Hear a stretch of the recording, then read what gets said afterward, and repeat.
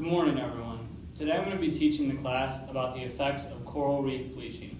Coral reef bleaching is when corals all start to die off due to the raise in temperatures in the water and the pollution that is going into the waters. This is a very serious issue because if you think about it, a lot of people live near the ocean or reefs, and a lot of tourism is based around these reefs. So when we lose these, not only does it affect our ocean and its wildlife, but it also affects us personally. So, what would you do if coral reefs were all gone by tomorrow? At this rate right now, all coral reefs are dying and should be dead by the year 2050. If this happens, we will lose over 40% of our biodiversity in the marine system. When everyone sees this beauty and sees how it's dying, we can truly make a change. But the problem is that not enough people see this or even know that it's a real problem.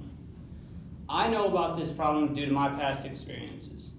I've been growing up near the water or around the water since I was a little kid. I love to dive, I love to swim, and I was always taking vacations with my family.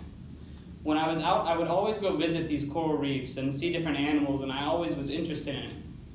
When I learned about coral reef bleaching, I really took interest because this is something that nobody really hears about, but it's such a huge issue to our marine life.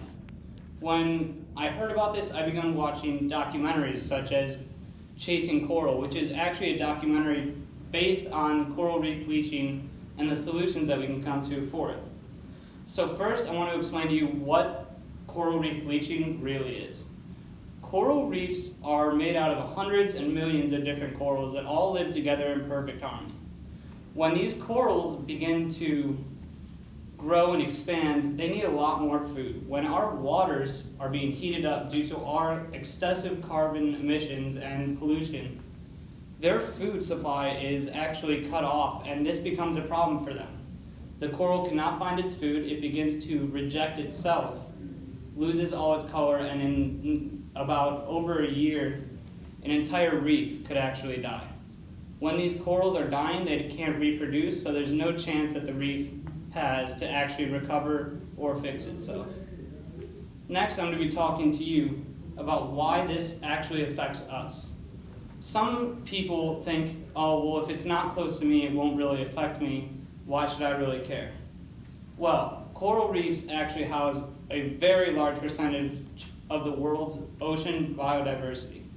If we lose our coral reefs, not only do we lose such beauty and such elegance, we lose a lot of food supplies as well. We get most of our fish by fishing from the ocean and near coral reefs, and when these coral reefs die, not only do the fish on them die, but their whole food chain is messed up. When the whole food chain is messed up, things such as sharks, whales, and even us can be affected because we won't be able to have the same food supply or resources that we did think that we had before. Lastly, what can we do to prevent it? So coral reef bleaching is at an all-time high right now due to our carbon emissions and our pollution. If we just take the time to really learn and show kids, and not even just kids, adults as well, why this is such an issue, I believe that we will have more support to change it. When we all hear about this, it's something so distant, but we need to realize that it's our planet and that together we are all brought as one, and this is a very serious issue that needs to be solved. Thank you for listening.